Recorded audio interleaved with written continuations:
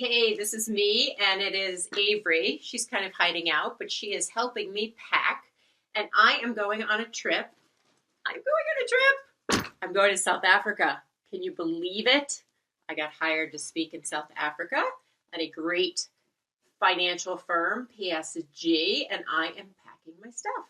So I've got all sorts of packing files here, which is how I start off.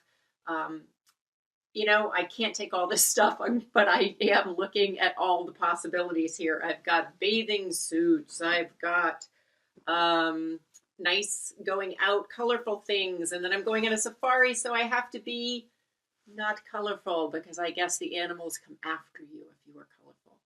So anyway, I just wanted to let you know that I was here today packing for a big trip to South Africa to speak and to break money silence in that country. And I'm really honored and excited. Avery has no idea, but she seems excited as well.